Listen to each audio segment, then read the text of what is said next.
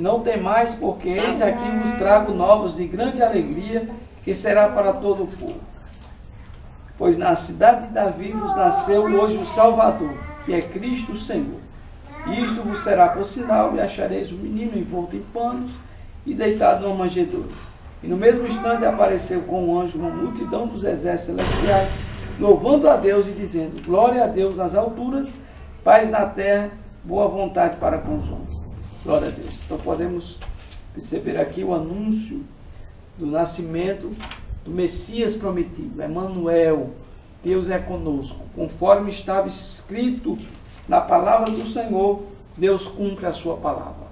Lá em Números capítulo 23, versículo 19, o próprio Deus, ele diz que ele não mente. Quando ele promete, ele cumpre. Foi o que aconteceu com o nascimento de Jesus Cristo. Não é, irmãos? Deus já havia prometido por meio dos profetas. Não é? O profeta Isaías foi considerado também um dos profetas que mais falou sobre a vinda do Messias prometido, Jesus Cristo. Número 23, versículo 19 diz: Deus não é homem para que minta, nem filho de homem para que se arrependa.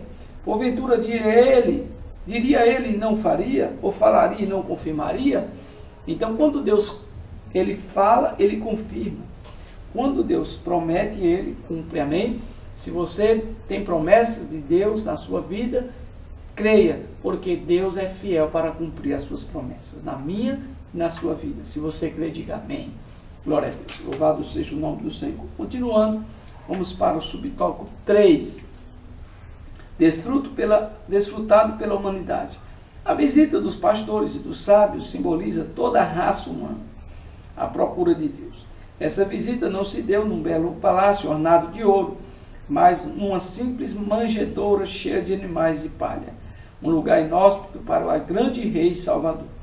Mas foi ali que Deus mostrou-se em toda a sua singeleza e simplicidade, quando foi ao encontro do homem pecador, uma vez perdido, entregue ao opróbrio do pecador. João 1, versículo 9. Glória a Deus. Então, a Bíblia nos mostra que Jesus Cristo, ele nasceu humildemente. Ele mesmo falou lá em Mateus capítulo 11, versículo de número 29. Ele disse: aprendeis de mim, que sou manso e humilde. Então veja que Jesus é humilde.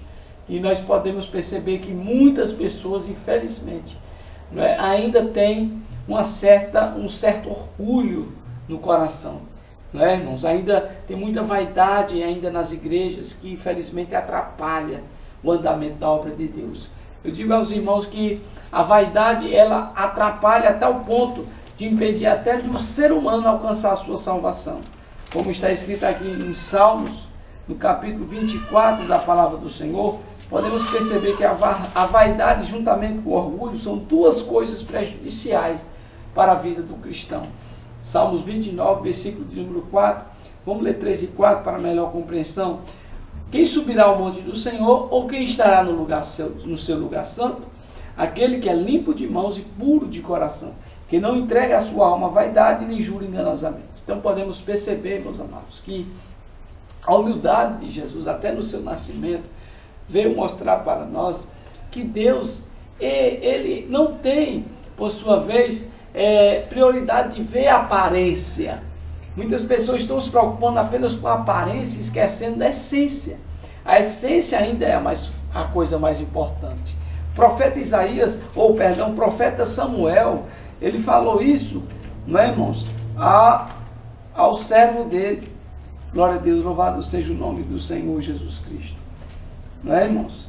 O próprio Deus revelou esta palavra ao servo dele, quando foi escolher um dos filhos de Jessé para ungir a rei de Israel.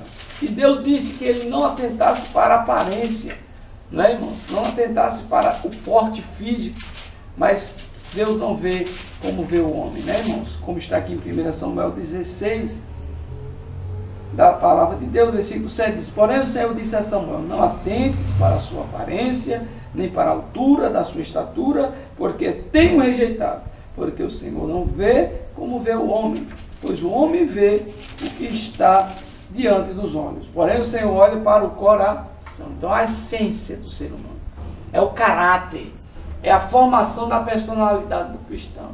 Não adianta, irmãos, mostrar, né, pela aparência que é crente, que é cristão, porque canta na igreja, porque louva ao Senhor na igreja, porque prega na igreja, porque anda de roupas lá no tornozelo apenas. Isso não é suficiente.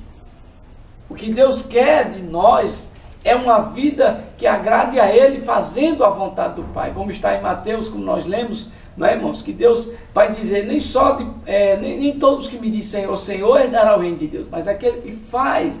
Este fazer que faz a diferença. Como está lá em Malaquias 3,18, não é, irmãos? E vereis outra vez a diferença daquele que serve e que não serve. A diferença tem que haver na vida daquele que serve a Deus. É a mudança de vida, como está lá em João 3,3, que diz, quem não nascer de novo não pode ver o reino de Deus. João 3,5 diz, quem não nascer da água do Espírito não pode entrar. Então essa mudança, essa transformação, esta essência que Deus está procurando na terra, como está lá em João 4, versículo 24, diz aí, Deus é Espírito, importa que os que o adorem também em Espírito e em verdade. É isso que Deus está procurando. É aqueles verdadeiros adoradores que são fiéis à palavra do Senhor, que não só apenas dizem que creem da boca para fora e são hipócritas nas suas atitudes, mas Deus quer ver nas obras a verdadeira ação, o verdadeiro amor, porque aquele que obedece a Deus ama a Deus, mas aquele que não obedece a sua palavra até agora não ama a Deus. Vou lhe mostrar isso na Bíblia. Lá em João, capítulo de número... Vamos ler aqui, João... Abra sua Bíblia em João. Louvado seja o nome do Senhor. Quem realmente ama a Deus? João, capítulo de número 14, versículo 15. Amém? Diz assim, se me amardes, guardarei os meus mandamentos. Vamos ler agora João 14, 21. Aquele que tem os meus mandamentos e os guarda, este é o que? Me ama. E aquele que me ama será amado de meu Pai. E eu o amarei e me manifestarei a ele. Então veja que aquele que ama a Deus é aquele que guarda os seus mandamentos. Então, só da boca para fora não serve. Não é, irmãos? Deus quer mais do que aparência. Deus quer essência. Louvado seja o nome do Senhor Jesus Cristo. Eu creio que Deus está falando com milhares de pessoas neste momento, por meio deste canal. Não é, irmãos? O canal Conhecereis a Verdade e a Verdade vos libertará. Vamos continuando. Vamos para o tópico de número 2, a concepção do Salvador. Primeiro subtópico, um plano concebido desde a fundação do mundo. Jesus Cristo é o Cordeiro de Deus que foi morto desde a fundação do mundo, como está em Apocalipse 3, versículo 8.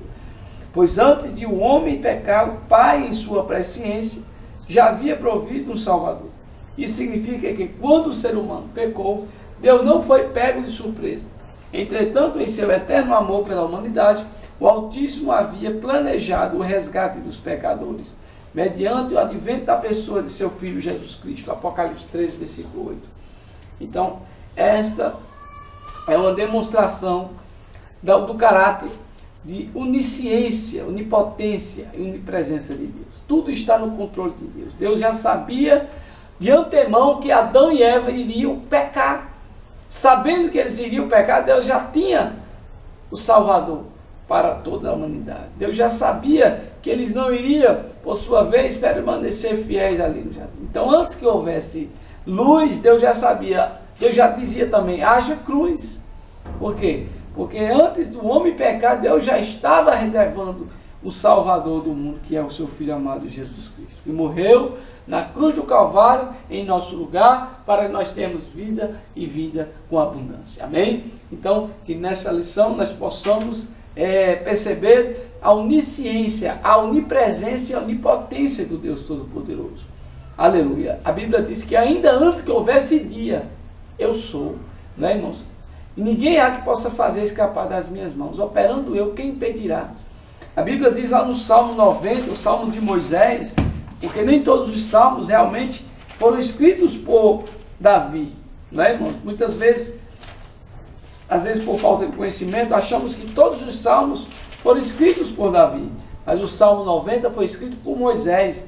E no Salmo 90, versículo 4, o servo do Senhor Moisés diz, porque 1000 anos são aos teus olhos como o dia de ontem que passou, e como a vigília da noite. Então podemos perceber a brevidade da nossa vida. A nossa vida passa de uma maneira rápida e o tempo que nós temos aqui na terra é o tempo que Deus nos dá para fazer a obra de Deus, para fazer a vontade de Deus. E infelizmente muitas vezes perdemos tempo com coisas que não edificam a Deus. Não é, irmão? Muitas pessoas não descobriram a brevidade da vida. Tudo passa, tudo é passageiro. E o que você tem feito para você aproveitar esse tempo que nós temos aqui na terra para buscar agradar a Deus? A Bíblia diz aqui no Salmo 90, versículo de número 10, a duração da nossa vida, irmãos, é de 70 anos. E se alguns, pela sua robustez, chegam a 80 anos, o melhor deles é canseiro e fado, pois passa rapidamente e nós voamos. Então podemos perceber que o nosso tempo aqui de vida parece até ser muito. Muitas pessoas não percebem que a cada dia que passa, não é, irmãos, o dia de ontem já não passa a existir mais. Não é? O dia que nós devemos viver é o dia de hoje, é o dia que estamos vivos, é o dia que estamos conscientes da nossa vida. E aquele que está vivo, ele tem a oportunidade de salvação naquele momento. Mas após a morte, a Bíblia diz claramente lá no livro de Hebreus, após a morte espera-se o quê? O juízo final. Então após a morte, irmão, não há condições do homem ser salvo. A salvação hoje está disponível para todos, ainda enquanto o homem estiver vivo, no tempo de hoje. Então não deixe para amanhã a sua salvação, porque a salvação é individual. Aleluia, glória a Deus. Eu creio que Deus está falando com pessoas aqui nesta lição, que Deus quer hoje a sua salvação. Deus não quer para amanhã.